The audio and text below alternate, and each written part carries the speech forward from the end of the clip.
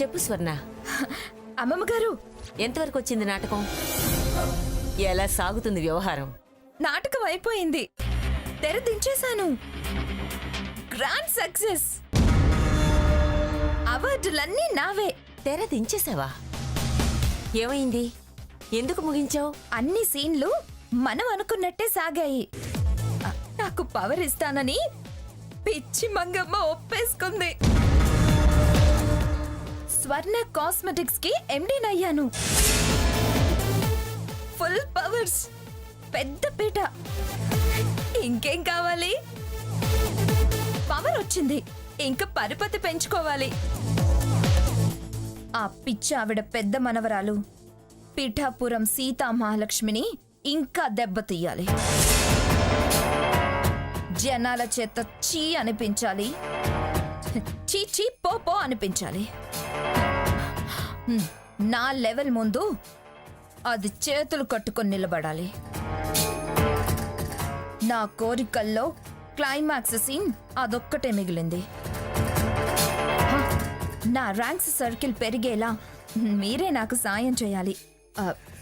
మీ అండతో నేను బాగా ఎదగాలి. నా పరపతి స్టేట్ లెవెల్లో పెరగాలి. స్టేట్ లెవెల్ ఏంటి, సెంట్రల్ లెవెల్లో పెంచుతాను. నా రాజకీయ వారసురాలుగా నిన్నే ప్రకటిస్తాను. ఆ మంగమ్మకి చెమటలు పట్టేలా చేస్తాను. ఎంపీని చేసే బాధ్యత నాది.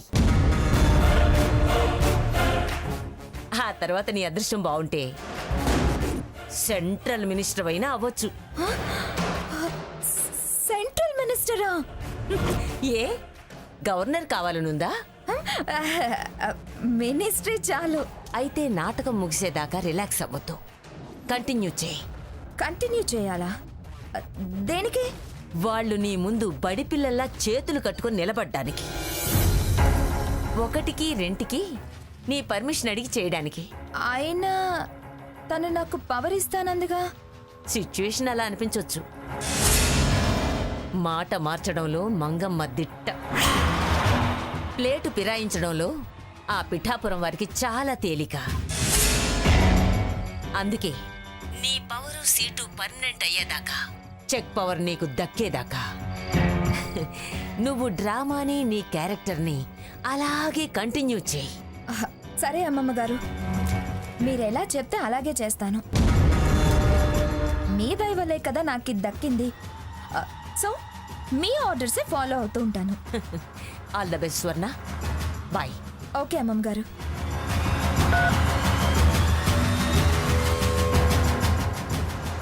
అమ్మమ్మ గారు చెప్పింది కరెక్ట్. మళ్ళీ ఏదో ఒక వంక చెప్పి నా పవర్ లాక్కున్నా లాక్కుంటుంది.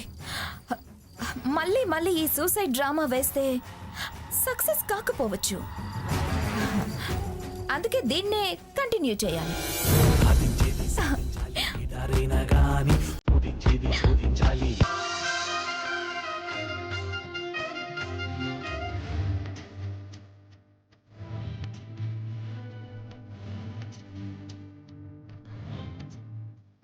అత్తయ్య,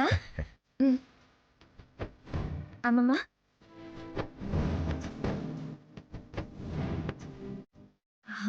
తాతయ్య. సీత, వచ్చావమ్మా?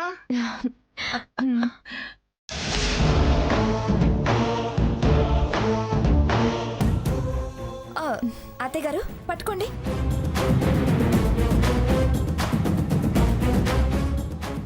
నన్ను దీవించండి అమ్మమ్మ. నేను పీఠం ఎక్కాక గాని నీ పీఠం కదిలించను పీఠాపురం మంగమ్మ గారు. నా పీఠం కదిలించటం ఎవరి వల్ల కాదే. అలాగే నువ్వు నీ సీటుకి అంత పవర్ తెచ్చుకోవాలి.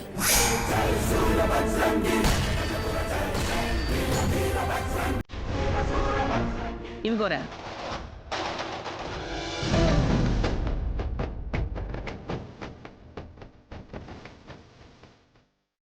సీత ఆశీస్సులు కూడా తీసుకో. అయ్యో వద్దులేండి అమ్మమ్మ గారు. దీవించడం ఇష్టం లేదే మా అక్కకు. అలా మాట్లాడకు స్వర్ణ, మనసుకి కష్టంగా ఉంటుంది.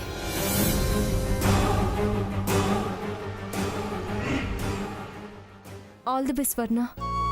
ఎర్లీగా ఫ్యూచర్లో మంచి విజయాలు సాధించి గొప్పదాన్ని అనిపించుకో.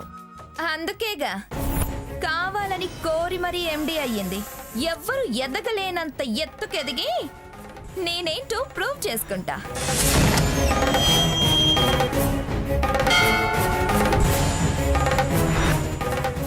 కుర్చీలో ఎక్కి కూర్చున్నాను కదా అని ఎగిసిపడ్డా మిడిసిపడ్డా ఏక్ దిన్ కా సుల్తాన్ అయిపోతావు. కాస్త ఒళ్ళు దగ్గర పెట్టుకుని వ్యవహరించు. నీ తిక్కల చేష్టలు చేయకు. మంచేదో చెడేదో పెద్ద చిన్న గమనించి మసలుకో. మంచి అనిపించుకో. అంతా నా పని వాళ్లే అన్నట్టుగా నీ పొగరుబోత్తనం చూపిస్తే వాళ్ళు నిన్నెక్కడ పాతేయాలో అక్కడ పాతేస్తారు.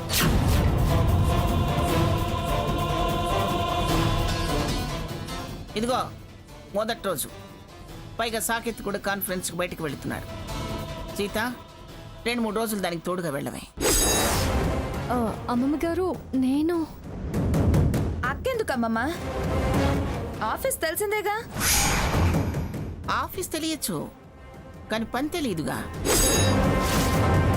సీతకి మన ఆఫీస్లో వర్క్ చేసిన అనుభవం ఉంది. సీత, నువ్వు దాంతో పాటు వెళ్ళు. సరే అమ్మమ్మ గారు. వెళ్ళొస్తాను అమ్మమ్మ గారు.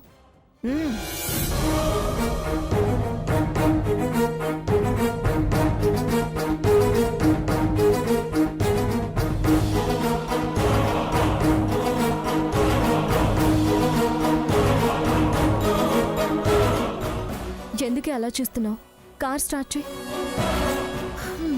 నిన్ను చూస్తుంటే జాలేస్తుందక్క. జాలేస్తుందా? ఎందుకు? పాపం, కష్టపడి పైకి రావడానికి పోరాటం చేస్తున్నావు. ఇంకా పోరాట దశలోనే ఉన్నావు. కానీ నేను చూడు, 24 గంటల్లో ఎలా నేను అనుకున్నది సాధించాను. నీకన్నా ఎంత ఎత్తున కూర్చోగలిగానో చూడు. అది నీ అదృష్టం. నీకు ఈ అవకాశం ఉంది, నాకు లేదు. నన్ను చూస్తే కళ్ళు మండుతున్నాయా? కడుపు ఉబ్బరంగా ఉందా? కుళ్ళుకుంటున్నావా? పిచ్చి పిచ్చిగా మాట్లాడుకో. నాకు అలాంటి ఆలోచన ఏం లేదు. నాకు సంతోషంగానే ఉంది. అవునవును, నీ సంతోషం నీ మొహంలో ఉన్న ఏడుపే చెప్తుంది. స్వర్ణ, ఊరికే బిల్డప్లు ఇవ్వకు. ఇప్పుడు నువ్వెందుకు వస్తున్నావో నాకు బాగా తెలుసు. అయినా ఏదో రోజు కూలి తెచ్చుకొని బ్రతికే వాళ్లకు ఇలా కూలీ నాలి లేని కొలువుకి నాతో పాటు కార్లో వస్తే తర్వాత పస్తులు పడుకోవాల్సి వస్తుంది. వెళ్ళి పని చూసుకో. లేకపోతే నాకు నీ నోరు కొట్టిన పాపం తగులుతుంది. చేంటే లోపలకు రకంగా బయటకు రకంగా మొదలు పెట్టావా? నా గురించి తెలిసి ఎందుకు సీత అంత అమాయకంగా అడుగుతావు? నేను చాలా క్లియర్గా ఉన్నాను.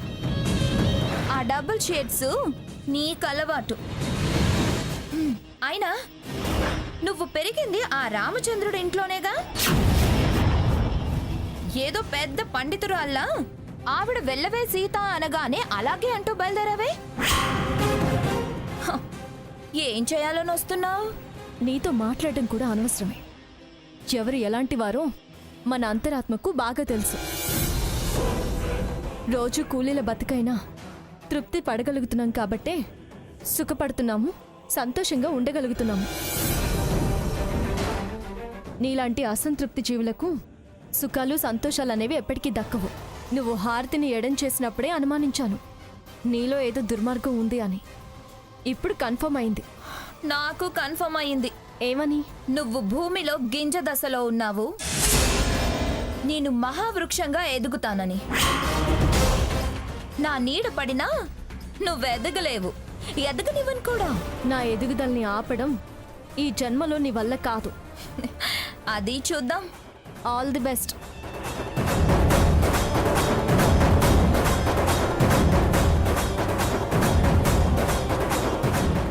అదేమిటి సీత, నువ్వు తిరిగి వచ్చావు?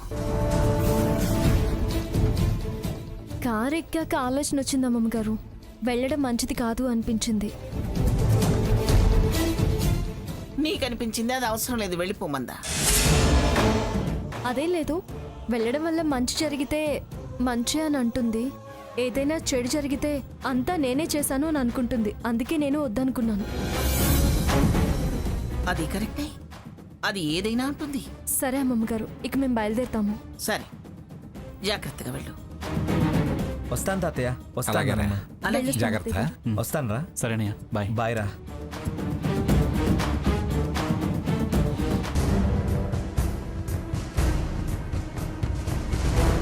రండి రండి, రా స్వర్ణ రా. మిమ్మల్ని ఎందుకు పిలిచానంటే, ఈ సంవత్సరం మిస్సెస్ వైజాగ్ పోటీలు మరో 2 రోజుల్లో నిర్వహించబోతున్నారు. మన తరపున ఎవరో ఒకరు పార్టిసిపేట్ చేయాలి. అందుకే అందరినీ పిలిచాను. మిసెస్ వైజాగ్ చాలా ప్రెస్టీజియస్ కాంపిటీషన్ కదంటీ. అందుకేగా మన పార్టిసిపేషన్ ఉండాలనుకునేది. మరి ఎవరిని ఎంపిక చేద్దామంటారు? అది మీరే డిసైడ్ చేయాలి. ఆల్రెడీ బ్యూటీ క్వీన్ గా నెగ్గిన మన స్వర్ణ ఉంది కదా ఆంటీ. గుడ్, అయితే స్వర్ణనే పంపుదాం. నేనా నేనా అంటావేంటి? నువ్వు అయితేనే కరెక్ట్. డెఫినెట్ గా నువ్వే మిసెస్ వైజాగ్ గా సెలెక్ట్ అయిపోతావు. నేను స్వర్ణనే ప్రమోట్ చేస్తున్నాను. సేఫ్ సైడ్ గా ఇద్దరిని పోటీకి పంపుదాం. ఇద్దరా? Yes, Swarna and Arora. నేనా? ఆ, నువ్వు స్వర్ణ క్లబ్ మెంబర్సే కదా. నేను మన చైర్మన్ సుజాత గారితో మాట్లాడతాను.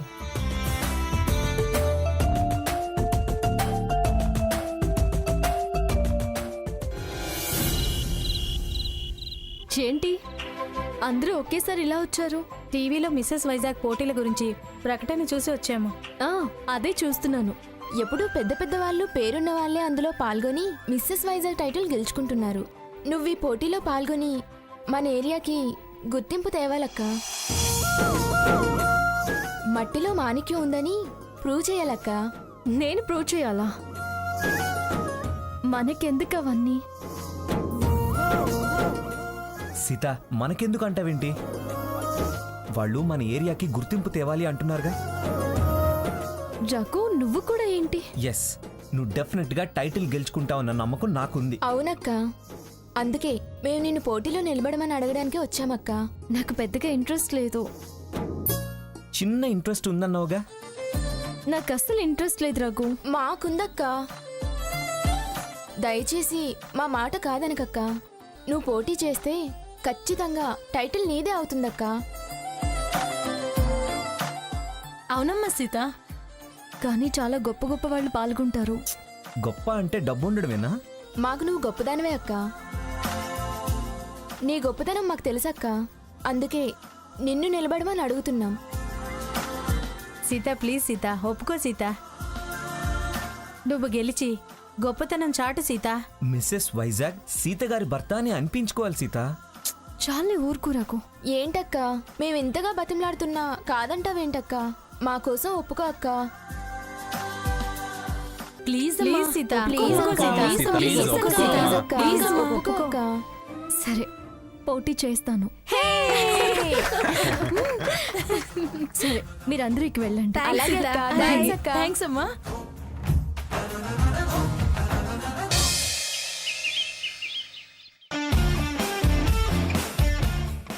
స్వర్ణ, ఒక్క నిమిషం.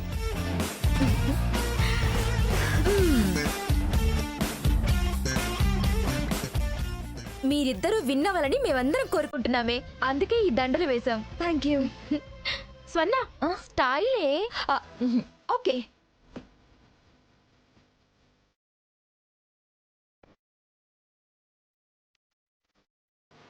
నమస్తే మేడం. నమస్తే. నమస్తే మేడం. మేము షీ క్లబ్ మెంబర్స్మి. మా క్లబ్ తరఫున వీళ్ళిద్దరూ మిస్సెస్ వైజాగ్ పోటీలో పాల్గొనబోతున్నారు. పేర్లు నమోదు చేసుకోండి.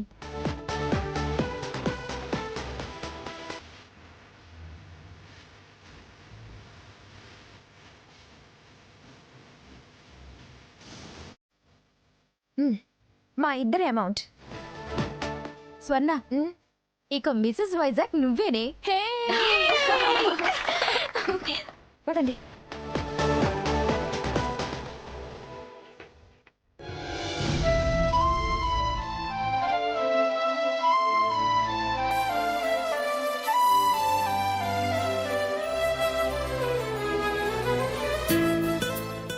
రఘు అవసరం అంటావా? ప్రయత్నం తప్పు కాదు కదా సీత. పరీక్ష తప్పితే నలుగురు వెక్కిరిస్తారు. ఎవరో వెక్కిరిస్తారని మనం ప్రయత్నం విరమించుకోవడం తెలివి తక్కువతనమవుతుంది. గెలుపోటములు దైవ నిర్ణయం.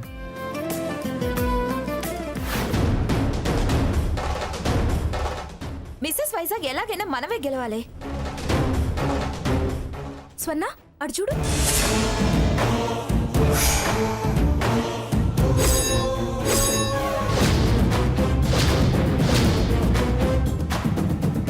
చెప్తా, పదండి. రఘు పద వెళ్ళిపోదాం. సీత అటు కాదు, మనం వెళ్ళాల్సింది ఇటు. నేను పోటీ చేయదలుచుకోలేదు రఘు. ఏ? స్వర్ణ కూడా పోటీ చేస్తుంది కదా, దాన్ని గెలవనివ్వు. ఏంటి, నువ్వు మిస్సెస్ వైజాగ్ పోటీలో పాల్గొనాలని వచ్చావా? రాకూడదా? ఇదేమీ సైకిల్ పందెం కాదు నువ్వు రావటానికి. పందెం ఏదైనా సమర్థత ఉన్నవాళ్ళు పాల్గొనొచ్చు. వచ్చు, కాదంటూ లేదు. సమర్థత ఉందనుకొని వచ్చి ఎందుకు వెనక్కి తిరుగుతున్నారు? తను పోటీ వద్దనుకుంటుంది. ఇక్కడి దాకా వచ్చాక వద్దనుకోవడం ఏంటో. నా చెల్లెలు పోటీ చేస్తుంది కదా, ఇంక నేనెందుకని. మాలో ఎవరు గెలిచినా ఒకటే అని. నేనంటే ఎంత ప్రేమ, నా కోసం ఎంత త్యాగం చేస్తున్నారు. నన్ను గెలిపించటం కోసం మీరు చేస్తున్న ఈ త్యాగం చరిత్రలోనూ నా మనసులోనూ శాశ్వతంగా నిలిచిపోతుంది. సంతోషమే, కానీ రేపు నేను విరమించుకుంటేనే దాన్ని విజయం వరించింది అని నువ్వన్నప్పుడు నా మనసు కలుపుకుమంటుంది. నీ భిక్షతో నేను పోటీ నెగ్గినట్టు అవుతుంది. మరెలా? నేను అలా అనను, అనుకోను. చాలా మంది అలాగే అనుకుంటారు. అయినా అంత హుషారుగా వచ్చి నన్ను చూసి ఎందుకు వెనక్కి తిరిగారో నేను చెప్పనా? నిజం చెప్పనా? నిజం మేమే చెప్పాం కదా, ఇంకా నువ్వు చెప్పేదేంటి? మీరు చెప్పేది మంచి దక్కించుకునే నిజం, నేను చెప్పేది నగ్న సత్యం. అదేంటంటే, ఎవరో అనామకులుంటారు, పోటీలో దిగి గెలిచి అటు ప్రైజు ఇటు ప్రైజ్ మనీ దక్కించుకోవచ్చు అని వచ్చారు. తీరా ఇక్కడికి వచ్చేసరికి నేను దర్శనమిచ్చా. అంతే, మీ శ్రీమతి కంగుతింది. ఎందుకంటే అటు అందంలో ఇటు కల్చర్లో కానీ నాతో పోటీ పడ్డం కష్టమని తన మనసుకి తెలుసు వాసంతి. ఆ భయాన్ని అందమైన అబద్ధంతో కప్పేస్తూ త్యాగం పేరు చెప్పి తప్పుకొని అందరిలో మంచికి మంచి అని, అమ్మమ్మ దగ్గర పేరు సంపాదించుకోవాలని, అబ్బా చెల్లెలంటే సీతకు ఎంత ప్రేమ అనే పేరు మూటగట్టుకోవాలని.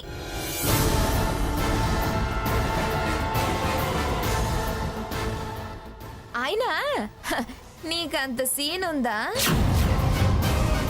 నీ బీసీ కట్టుకు నీ ముడుచుకు నడిచే తీరుకు కిరీటం పెడతారా?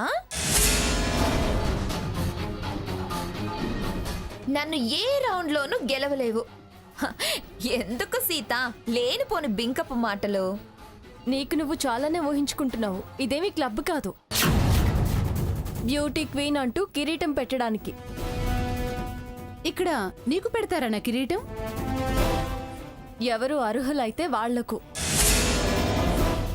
ఆ అర్హత లేని వాళ్ళంటే నువ్వు పోటీలో ఖచ్చితంగా ఉండాలి.